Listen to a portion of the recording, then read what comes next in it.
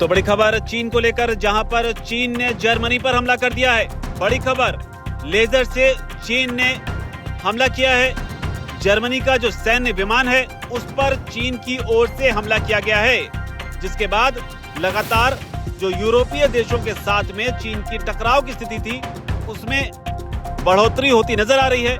यूरोपीय संघ का जो ऑपरेशन चल रहा था उसी बीच जर्मनी के सैन्य विमान पर चीन की तरफ से लेजर अटैक किया गया है, जिसके बाद बर्लिन यानी कि जर्मनी पूरी तरह से भड़क गया है। जर्मनी ने कड़ी प्रतिक्रिया देते हुए कहा है कि जर्मन कर्मियों की सुरक्षा को खतरे में डालना और जो ऑपरेशन चलाया जा रहा था उसमें बाधा पैदा करना पूरी तरह से अस्वीकार्य है।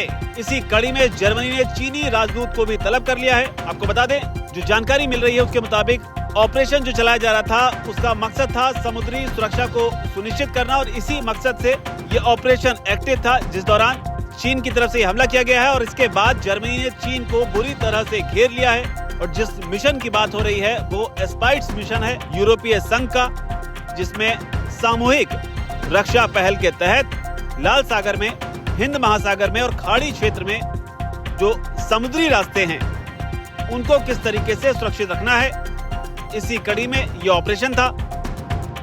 खास तौर पर जो कॉमर्शियल जहाज हैं, इसके अलावा अंतर्राष्ट्रीय जो दूसरे जहाज हैं उन्हें कैसे सुरक्षित रखना है, इसी को लेकर ऑपरेशन था। और ऑपरेशन के दौरान ये बड़ी खबर सामने आ रही, जहां पर लेजर अटैक चीन की ओर से किया गया है।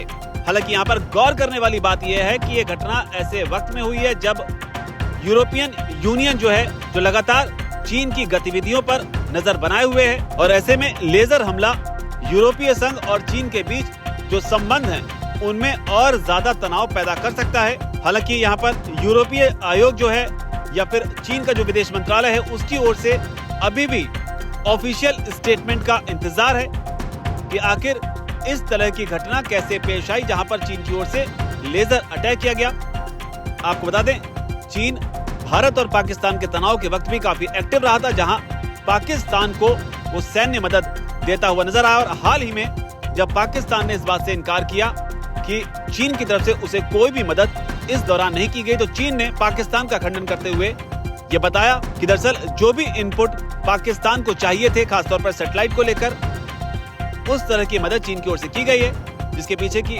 बड़ी वजह जो है वो पाकिस्तान का चीन का रणनीतिक साझेदार होना बताया गया। लेकिन फिलहाल बड़ी खबर यह है कि जो यूरोपीय देश है, खासतौर पर जर्मनी, उसके सैन्य विमान पर चीन ने लेजर अटैक किया है, और वो भी ऐसे दौर में जब इजराइल ईरान के बीच जो युद्ध हुआ वो फिलहाल सीजफायर मोड पर है। उधर रशिया और यूक्रेन भी युद्ध में है। ऐसे में चीन की ये चाल कितनी गंभीर होगी, इसे देखना होगा आगे इस पर जो भी डेवलपमेंट होगी। फिलहाल इस खबर पर इतना ही। आपकी इसे लेकर क्या राय है, नीचे कमेंट सेक्शन में जरूर लिखें। धन्यवाद।